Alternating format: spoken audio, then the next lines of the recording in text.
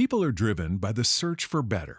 But when it comes to hiring, the best way to search for a candidate isn't to search at all. Don't search, match with Indeed. The hiring process can be slow and overwhelming. Simplify hiring with Indeed. Indeed is your matching and hiring platform. With over 350 million global monthly visitors according to Indeed data, and a matching engine that helps you find quality candidates fast. Ditch the busy work. Use Indeed for scheduling, screening, and messaging so you can connect with candidates faster. Join more than 3.5 million businesses worldwide that use Indeed to hire great talent fast. Listeners of this show will get a $75 sponsored job credit to get your jobs more visibility at Indeed.com/PODKATZ12. That's Indeed.com/PODKATZ12. Terms and conditions apply. You're listening to the Archaeology Podcast Network. You're listening to The Archaeology Show. TAS goes behind the headlines to bring you the real stories about archaeology and the history around us. Welcome to the podcast.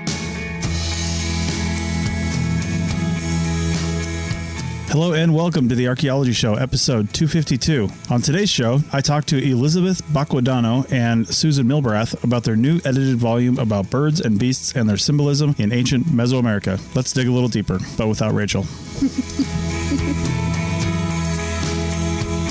Welcome to the show, everyone. It's just me today. Rachel can't make this recording, but we have another, just like we did a couple of weeks ago, we have another book review, sort of, except with the authors, or at least the editors, as they say in academic circles. I mean, people still do author books, but a lot of times you see these edited volumes where several people, or one person even, basically contacts a bunch of other people and says, hey, we want to talk about this. And a number of chapters are written by different people. So that's what we're going to talk about today. The book today is called Birds and Beasts of Ancient Mesoamerica, Animal Symbolism in the Post-Classic Period. And there is a link to this in the show notes. You can find it at University Press of Colorado. More than likely, at some point, you can find it on Amazon and other places too. I mean, Amazon pretty much has everything. But University Press of Colorado is where this was published. So let me introduce to the show then. We've got Susan Milbrath and Elizabeth Baquedano. Welcome to the show, ladies. Hello. Hello, thank you. All right. So we'll leave your guys' profile information, your bios, if anybody's interested in hearing more about them. We'll have that in the show notes. I just want to use our time to go straight into the book. So will one of you guys give us the overall highlights on what this book is about? Well, the book is about animal symbolism, very much looking at key animals in Mesoamerica, animals that have had a special significance in Mesoamerica, not necessarily in the Maya or in highland central Mexico with the Aztecs, but overall in Mesoamerica. So many of these animals are recurrent in different times, in different periods. They seem to be particularly associated with seasonality, with the change of the seasons. So they're either associated to the wet season or to the dry season. And there are also mythological animals covered in the book. So what we have done is a selection of papers written by key authors, by some of the most distinguished scholars working in Mesoamerica. So we are very lucky to have a book written by people who have specialized in the different creatures that we are covering in the book in one way or another. I would add that some of the animals that are represented in the book are not ones that you would think of as being important mythologically, such as the quail. The quail was sacrificed to the sun on a daily basis, and there's a reason for that that's given in the book by Elena Maceto, who has studied this imagery, and she has found that the quail, because of its spotted belly, came to be recognized or symbolically linked to the night sky because it looked like it had a starry sky on its body. So to get the day to rise, the sun to rise, you kill the night. Wow. Tough day for quails, I guess. Yes. In Mesoamerica. Can you guys, now the audience for this show is not necessarily archaeologists. We have a lot of people from around the world with different backgrounds. Can you give your, academic definition of symbolism real quick so we can understand and be on the same page with that? Yeah, well, symbolism is basically what defines those creatures. What are the characteristic? What are the traits that are symbolic of those animals? For example, we were talking about seasonality and how the change in the seasons is associated, for example, with snakes that change skin, or also with toads and frogs that metamorphoses and that change their nature. So animals that have very specific symbols, for example, the hummingbird waking up at the beginning of the rainy season, coming from hibernation when the rainy season starts. So these animals that have connections with a specific realms, for example, the eagle with the sun or with the sky, because they fly very high up. So they're closely to the sun, or so it seems. Okay. Other creatures that are more terrestrial, for example, the jaguar has aspects to do with the earth and also to do with the underworld, but it depends on the context. So many of the traits of these animals are very specific to context. So the context dictates what we are looking at. If we find a female context, or if we find animals that are associated with warfare, such as jaguars or eagles or hawks or pumas.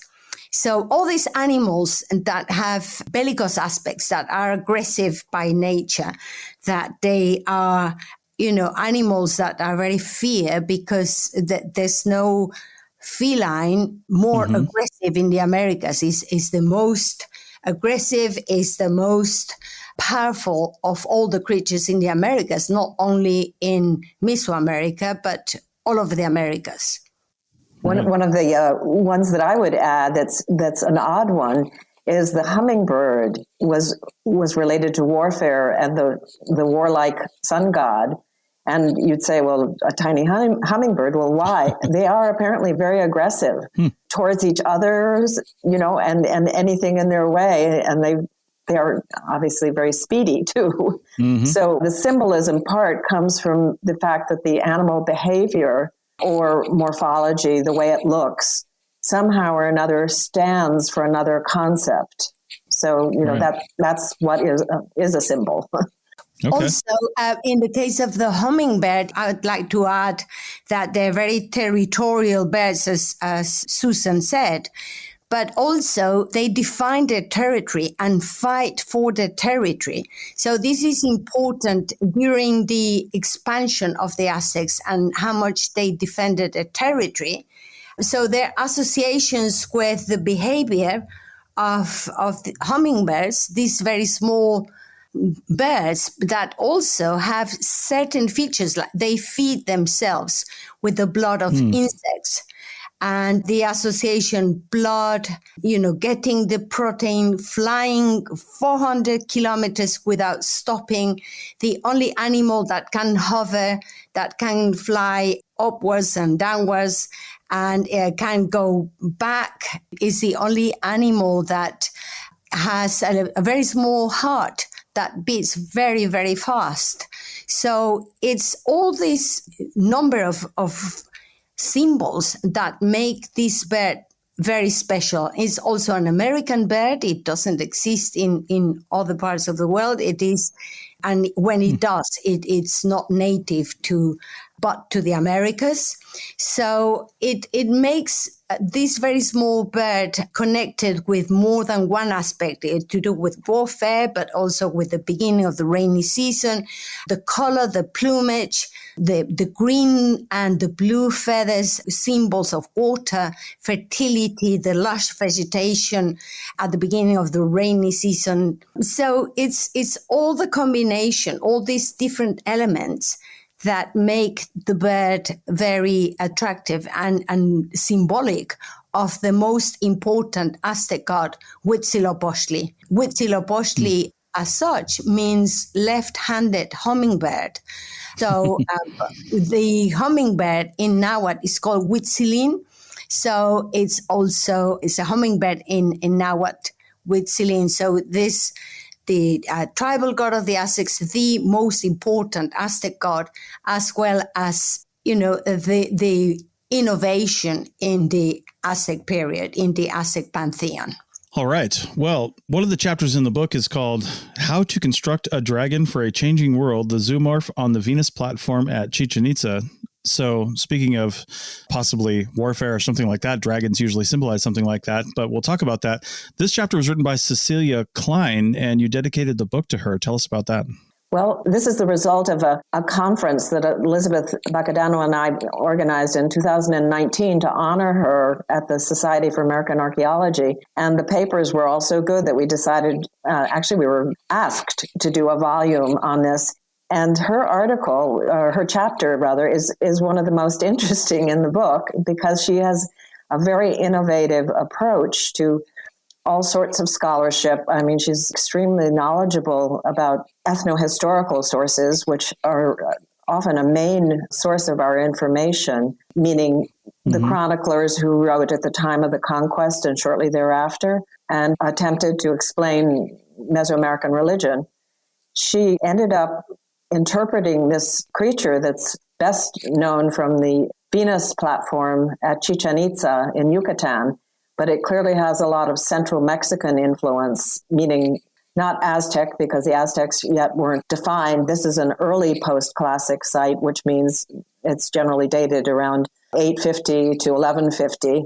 And at this site at Chichen Itza, this creature has elements of multiple animals, including a serpent tongue coming out of its mouth and feathers that are clearly Quetzal feathers, claws that have been variously described as crocodilian or bird-like, but her article has defined them more as perhaps images of a raptor of some sort. And she also recognized the nostrils as being those of a crocodile, which had never been said before. So she had a lot of interesting new interpretations all woven together with classic period information from the Maya area and also post-classic information from Central Mexico. So she did a major synthesis, and it's certainly going to be, one of the more important articles written on Chichen Itza for quite a while. Okay. Yeah, I was just trying to look for my pictures on that. My wife and I visited Chichen Itza just a few years ago, and I remember taking pictures of that. It's really interesting. She thinks it's a harpy eagle. Really? The eagle component is a harpy eagle, which was very important in the Maya area as well. Whereas in Central Mexico, the eagle of preference was the golden eagle in terms of iconography. So she said in her article, she ended up saying that this seemed to be a synthesis of an attempt to talk to both the Central Mexican cultures, which would have been Tula at the time in the early post-classic, and the people of Yucatan itself, because Yucatan was undergoing a drought that was a major drought. So she feels like it was an attempt to show some cross-cultural connections and maybe a cry for hope at that point in time. Okay. Well, I think with that, let's go ahead and take a break. And when we get back, we will talk about both of your contributions to the book. Back in a minute.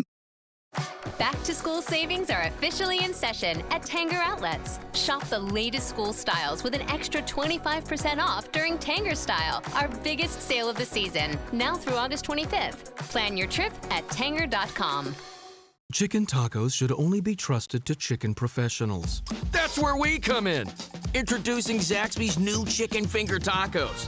One comes with pico de gallo and creamy chipotle ranch. And the other comes with bacon, lettuce, tomato, and avocado ranch. Chicken experts since 1990. Chicken taco experts since now. Order yours today in the Zaxby's Rewards app. Woo, saucy! Zaxby's. Introducing Zaxby's new chicken finger tacos. One with pico and creamy chipotle ranch, and the other with bacon and avocado ranch. Chicken experts since 1990. Taco experts since now. Woo, saucy! Zaxby's.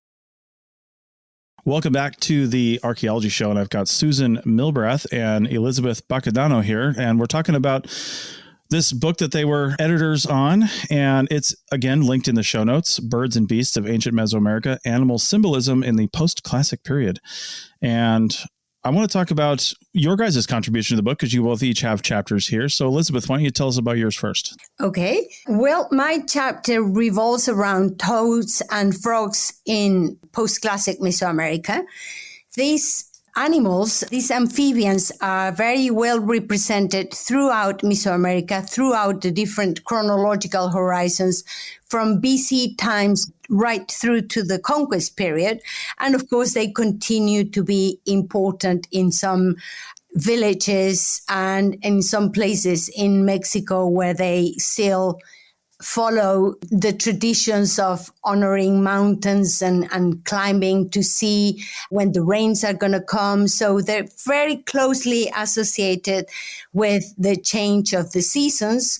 One of the aspects that I found interesting about the archaeology particularly was to be able to contribute to one of the most fascinating symposia that I've ever attended. This was organized by Leonardo Lopez Luján, the director of the Templo Mayor excavations. And he has been working systematically since he was a student, even before he went to study archaeology. And of course, he's one of the leading archaeologists in the Americas and one of the leading archaeologists in the world. And I'm not just saying it out of nationalism. He really has all the credentials. You can look it up for yourself in academia. You can see his CV. It's one of the most impressive CVs that I've ever seen. But of course, he has been working at the Templo Mayor for 44 years. Well, the excavation started in 1978. And then he joined as a student, working there when in his spare time, walking around the Templo Mayor, asking questions, a very inquisitive type of scholar from very early on. And he joined the Templo Mayor when Eduardo Matos Moctezuma, who incidentally started the excavations of the Templo Mayor, he had the vision to actually put together the most comprehensive archaeological project in Mesoamerica, using all kinds of specialists, biologists, zoologists, conservators, all types of experts participating in the excavations. So going back to the book that I was invited to participate on, Leonardo, as the director of the excavations, put together one of the most interesting symposium that I have attended, as I said earlier. It was all to do with the animals that have been found in the excavations of the Templo Mayor, the context, where they have been found, what they mean, what kind of species they are. So it's not only just looking at the different animals, but it's actually looking at how often they appear and where do they appear. So in that context, when he was putting together the conference, he asked me if I would like to contribute, which was a great honor for me to participate with all my friends and colleagues of the Templo Mayor excavation. So it was a great delight to do something with them. And I decided to write on frogs and toads. Unfortunately, even though this animal reproduces very easily in large amounts, and there are many frogs and many toads, there are not many skeletal remains found at the Templo Mayor excavations, the most important Aztec temple. So I thought, well, I will ask all the right questions, and I will be asking Lopez Lujan how many frogs they have found, how many toads. To my surprise, there were only 4 amphibians found in the excavations for an animal that even has a little temple facing the temple of Tlaloc, the god of rain. It's very interesting that there are no skeletal remains. So this was something that through the work that I did, I had to use what's available. So the only thing that I could find a lot of information was to do with garments, different types of jewelry where frogs are depicted, or frogs and toads. Even some of the, as I said, some of the garments made of mother of pearl, shaped as frogs, and found on the side of the god of rain, Tlaloc. So it was very interesting to be able to work on what's available in the material record. What was surprising was to see that there was one particular symbol that appears in several representations of frogs, and is the water symbol. So the water symbol is located on the stomach of frogs. So that particular symbol is important because obviously water is important for agriculture, particularly for agricultural societies. So when you actually see the water symbol and where it appears, I started asking myself, why this particular symbol, and why is it placed on the stomach as anywhere else? So I started looking at the biology of amphibians and realized that frogs and toads sit on puddles. When the rain comes, they go and sit on these little puddles or ponds that have little water to absorb the water. So they drink water through their seed patch. They actually absorb the water there. And of course, the Aztecs were the great at observing nature, at looking at what happened. And they put together the water symbol with what these creatures did and how they behaved. So I discovered by reading books on biology and zoology that these creatures actually have the seed patch very well localized, and is to do with the consumption of water. So I put together what is found in the sculptures, where you find those sculptures, and I also looked at the behavior in biology. But that's only one of the aspects of the paper. Another aspect that I was very interested in was at looking how certain offerings found in the excavations of Templo Mayor have different layers, and those layers have an important symbolism. Sometimes it's connected with water and everything that belongs in the realm of water. For example, you get frogs and you get fish and you have sand and creatures that belong in watery environments.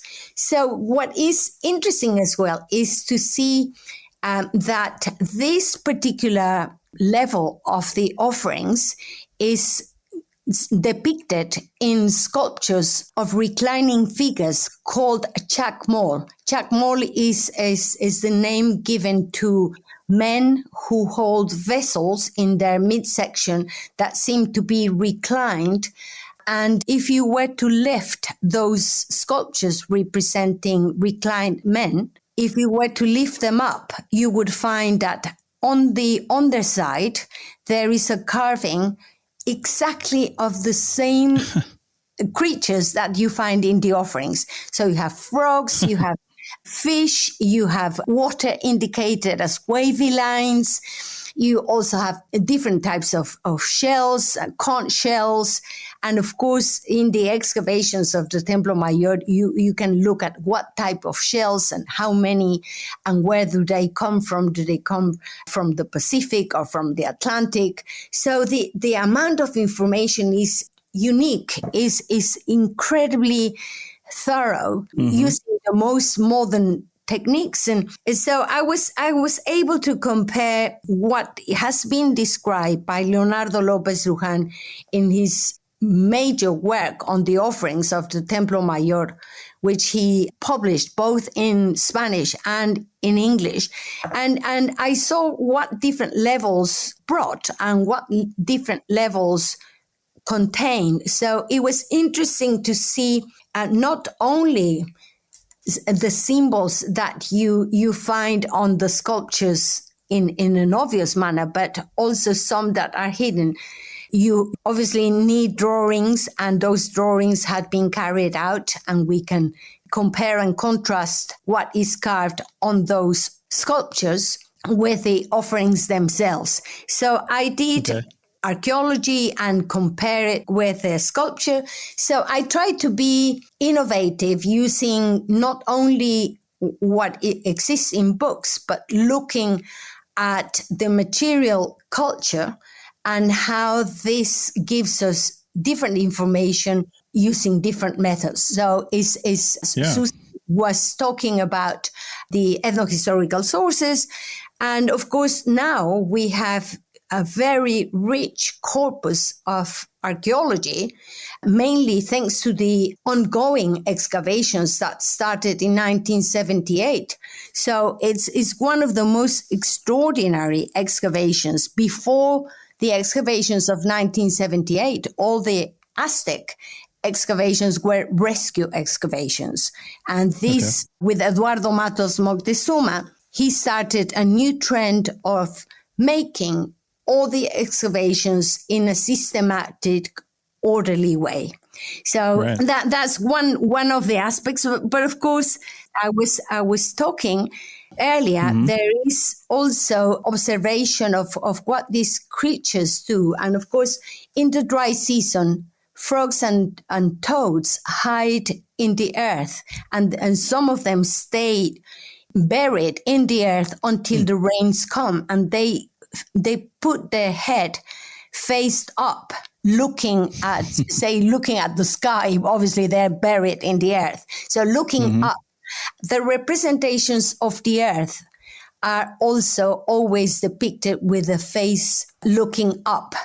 So there's the association, frogs with the rain, but also the transition, what happens in the dry season, metamorphosis that they undergo, and of course the aspects of the earth. They're very closely associated with rain, but also with the Lord of the earth, Lord and Lady Tlaltecutli of the earth, and of course in the dry season, they really wait for the rain to come. When the rain starts, then they start mating, and their behavior changes completely. So this is one of the aspects. And the question still remains, why so few of these toads and frogs in the skeletal remains? And there are many frogs and toads throughout Mesoamerica. So we have to continue searching for them. They must be somewhere, because they were also eaten, they were consumed, there were different festivals, and so on. I just got to say, as we're ending segment 2 here, it is one more example of, and we talk about this on other shows in the Archaeology Podcast Network. I've mentioned it before, but a lot of people look at archaeology and think, well, it's all just, digging and probably dusty old history books, right? And something like that.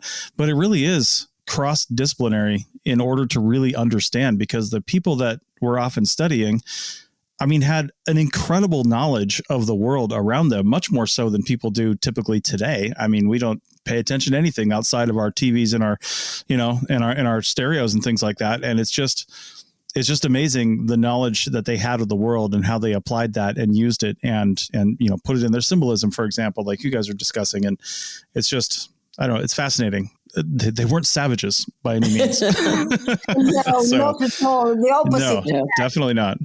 Exactly. Yeah. All right. Well, let's take a break and we'll come back on the other side and talk about Susan's contribution to the book back in a minute. People are driven by the search for better. But when it comes to hiring, the best way to search for a candidate isn't to search at all. Don't search, match with Indeed. The hiring process can be slow and overwhelming. Simplify hiring with Indeed. Indeed is your matching and hiring platform. With over 350 million global monthly visitors according to Indeed data, and a matching engine that helps you find quality candidates fast. Ditch the busy work. Use Indeed for scheduling, screening, and messaging so you can connect with candidates faster. Join more than 3.5 million businesses worldwide that use Indeed to hire great talent fast. Listeners of this show will get a $75 sponsored job credit to get your jobs more visibility at Indeed.com/PODKATZ12. That's Indeed.com/PODKATZ12. Terms and conditions apply. Chicken tacos should only be trusted to chicken professionals. That's where we come in. Introducing Zaxby's new chicken finger tacos. One comes with pico de gallo and creamy chipotle ranch. And the other comes with bacon, lettuce, tomato, and avocado ranch. Chicken experts since 1990. Chicken taco experts since now. Order yours today in the Zax Rewards app. Woo, saucy! Zaxby's. Shop Plato's Closet tax-free August 2nd through 4th for back-to-school styles. We sell the trendy, gently used styles you need to make a difference in the world and in your wallet for back-to-school shopping. Save up to 70% off regular retail prices by choosing recycled styles. Save even more when you shop tax-free this weekend. Make a change that others can respect and repeat. Shop Plato's Closet in North Charleston and West Ashley this year for your back-to-school looks. Plato's Closet, located in West Ashley on Sam Rittenberg Boulevard and North Charleston on Rivers Avenue. Welcome back to the Archaeology Show. This is the third and final segment. And Susan, I want to go to your chapter now. We didn't quite have time to do it last time, so we're going to talk about it now. Your chapter was called Animal Symbolism in the Calendar Almanacs of the Codex Borgia and links to post-classic imagery in Mexico. And we actually did, I think it was around this time last year, we did a whole podcast on this show on calendars. You know, it was the end of the year and, you know, dealing with daylight savings and stuff like that. And it was interesting. And the calendars of the Maya are just fascinating, and the whole Mesoamerican area. So let's hear what your chapter was about. Well, my culture area in this case is Central Mexico, although I've done a lot with Maya. One of the interesting things about Central Mexico is their calendar is very similar to the Maya, but they ended up recording month dates that were not the same as the Maya. So we sometimes have to try and piece together exactly what time periods they were referring to. So this chapter, I attempted to show that a certain section of, I would think, the most famous codex from Central Mexico that dates to the pre-conquest time, before the conquest, the Codex Borgia, how it records actual dates in the calendar that can be called real-time dates. And with that information that has only recently been noticed, shall we say, in the last 15 years or so, people have started to realize that what are called calendar round dates can be placed in real time. So with that in mind, I've worked on the calendar inscriptions of the Codex Borgia to try and find out exactly what time periods, what events are shown. And in this particular chapter, I focused on a set of pages that are called a directional almanac, because it shows essentially 4 scenes that are each one a different scene associated with a different cardinal direction, the classic, north, etc. When we got to the point where we could start to read the calendar glyphs, these pages have specific dates that fall in what is the last month of the Aztec calendar. Now, the Codex Borgia was painted in a neighboring community in the Puebla, Tlaxcala area, rather than in the Valley of the Mexico where the Aztecs lived, but they shared a similar calendar. And so we're able to say that these scenes all relate to the last month of the Aztec year, also known from Puebla, Tlaxcala area, because we have the Relaciones de Tlaxcala that tell you about the calendar. So knowing that, it's interesting that they all show scenes showing the erection of a world tree, as if this belonged to a specific kind of world renewal ceremony, like our New Year. Right. And indeed, when we go to the Aztec calendar, the last month of the year, Izcalli, also has the erection of world trees and the concept of world renewal.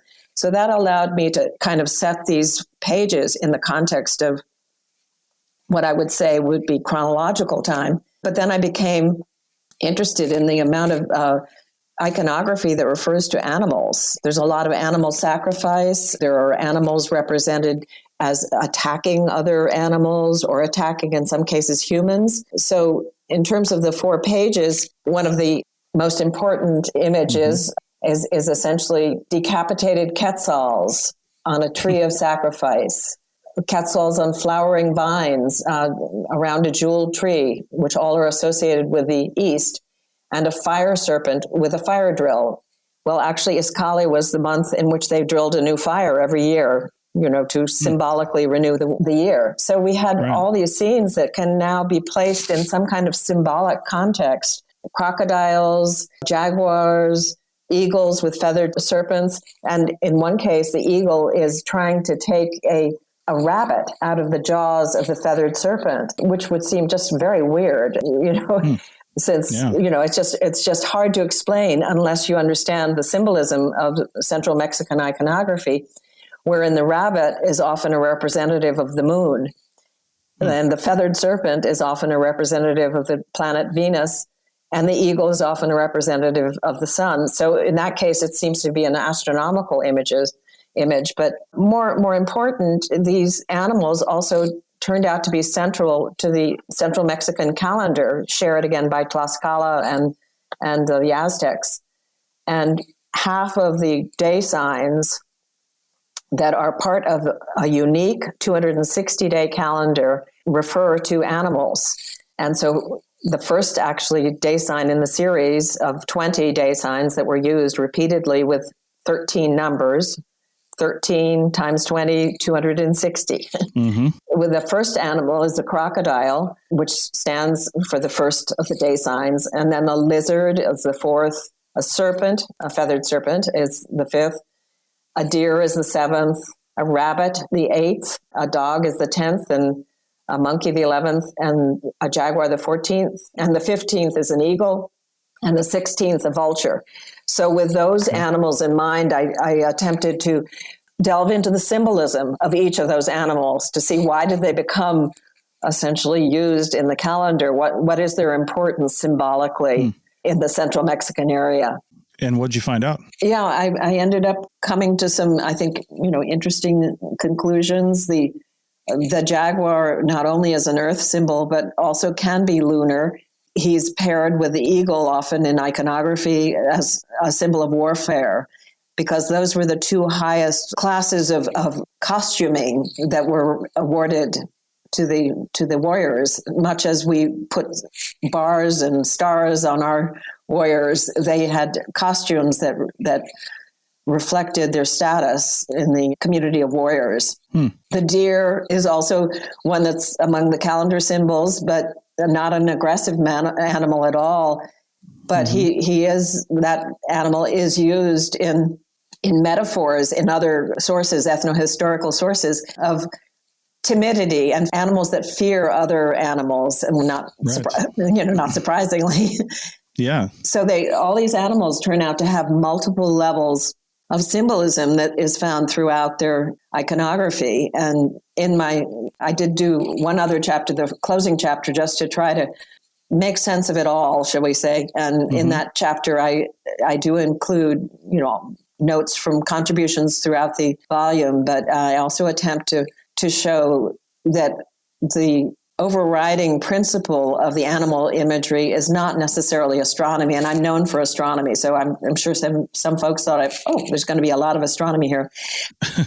No, it turns out when I delved into these animals, that a lot of it has to do with close observation of nature and the importance of these animals as symbols. For instance, the crocodile became a symbol of the earth because actually what they do when they lay eggs is they make a little model of the earth by mounding up earth around the water in which they're usually residing. They make a mound and they lay their eggs in that mound. So they've created this visual image of the earth. And then, of course, just seeing them floating in the water in a community such as Mesoamerica that has water on both sides, you would naturally see that as an image of the earth. Wow. And, I could go on longer, but I hope people will buy the book and take a look at how many symbols of close observation of nature end up in the Mesoamerican iconography. Awesome. Well, with that, I think we will end the show because we're out of time. And again, the book is Birds and Beasts of Ancient Mesoamerica, Animal Symbolism in the Post-Classic Period. And you can find the link to that in the show notes, and then hopefully maybe pick up a copy and check it out. Lots of good stuff inside of there. And as we mentioned in the last book podcast that we did, these are the kinds of things that, it's not like a book of fiction or something that you read cover to cover. You can actually jump around a little bit if you want to, because they're chapters written by other people and they're independent. So if you find something interesting that you want to read first, go ahead and you can take a look at that. That's one of the nice things about the way books like this are written. So with that, I think we will say thank you to Susan and Elizabeth for coming on the show, and we hope that everybody goes and checks out the book. Thank you for inviting us. Thank you, Chris. All right. See you guys next week.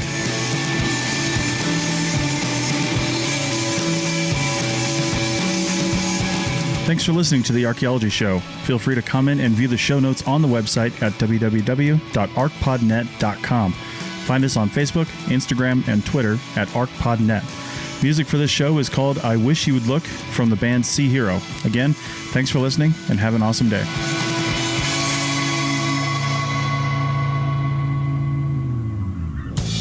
This episode was produced by Chris Webster from his RV traveling the United States, Tristan Boyle in Scotland, DigTech LLC, Cultural Media, and the Archaeology Podcast Network, and was edited by Rachel Roden. This has been a presentation of the Archaeology Podcast Network. Visit us on the web for show notes and other podcasts at www.arcpodnet.com. Contact us at chris@archaeologypodcastnetwork.com.